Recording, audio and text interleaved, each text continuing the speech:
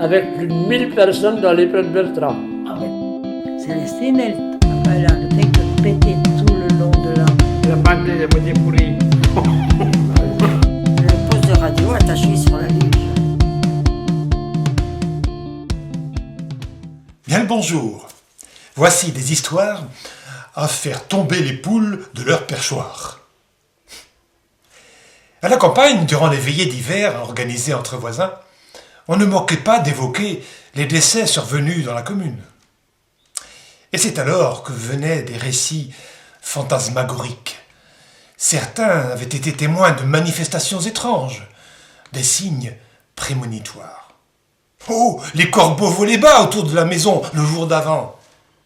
Une chouette effraie est venue chanter sous la fenêtre, la ferzeille qu'on l'appelle. Un ancien m'a raconté que son père avait vu du sang couler du mur de ses voisins.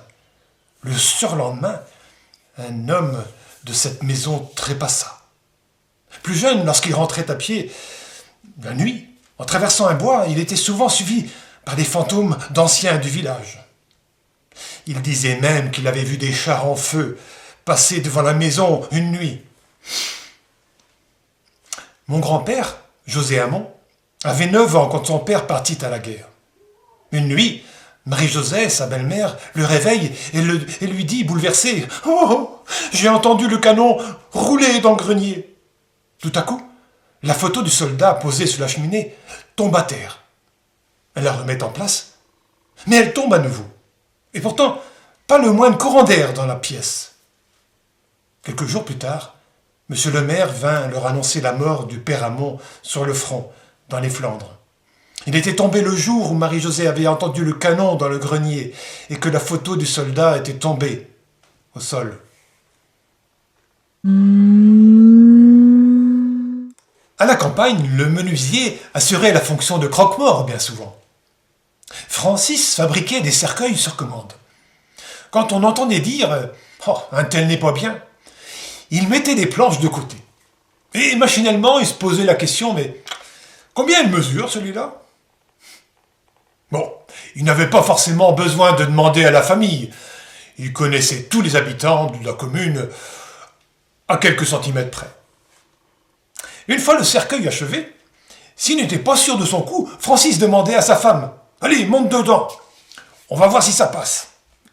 Victorine s'allongeait dans la boîte, mais elle n'y restait jamais faire la sieste. Ah non. Puis le menuisier endusait le fond du cercueil avec de la terre argileuse et posait un drap dessus. Il est arrivé une drôle d'histoire à Francis. Un jour, il se rend chez un défunt dont il ne connaissait pas la taille. Alors qu'il est à prendre les mesures, tout à coup, il se redresse. Pas le mort, hein, le menuisier.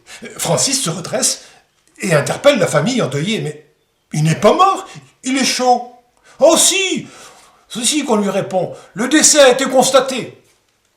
Ah bon? Le lendemain, il retourne pour la mise en bière. Le corps était encore chaud. Il dit aux proches, non, c'est pas possible. Si, il est mort, assure le chef de famille. Et puis, tout le monde est là. L'air de dire, on va pas remettre ça un autre jour. Mais les cousins de Paris venaient d'arriver. Francis hésite un instant. Allez-y, fermez le cercueil, lui dit-on fermement. Le menuisier pose le couvercle, mal à l'aise. Il sort les vis de sa poche, puis sonde un à un les membres de la famille réunis en arc de cercle autour de lui. Allez-y, insiste-t-il à plusieurs voix.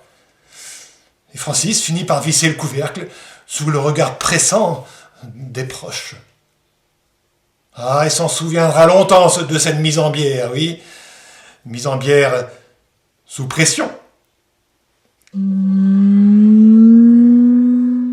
Et après la mort, j'ai mis mon chapeau pour vous raconter le conte de Léonie Flageol, celle qui m'a déjà donné le petit pousset que vous retrouverez sur un autre film. Le revenant du Préboutin. Firmin, un ancien paysan, se trouvait dans le purgatoire depuis pas mal de temps. Et qu'avait-il donc à se reprocher? Eh bien, figurez-vous qu'il avait déplacé une borne de son clos, appelé le Préboutin, pour empiéter sur le terrain de son voisin. lui voler de la terre en quelque sorte. Le bon Dieu lui dit un jour, « Mais dis donc, Firmin, le purgatoire se remplit, et il serait temps que tu fasses un peu de place pour un autre. Tu vas retourner dans ton clos, et quand tu auras remis à sa place la borne que tu as bougée, là seulement, tu viendras avec moi au paradis. Et tu as intérêt de la remettre au bon endroit, sinon, il n'était pas commode le bon Dieu quand il n'était pas content avec quelqu'un. » Un soir de pleine lune, Firmin se rendit dans le pré-boutin, là où il avait volé son voisin, portant une borne sur son dos. Il tourna en rond, tourna en marmonnant. « Où donc je vais la mettre, la borne là? Où je vais la mettre, la borne ?» Il continua à tourner jusqu'à l'aube.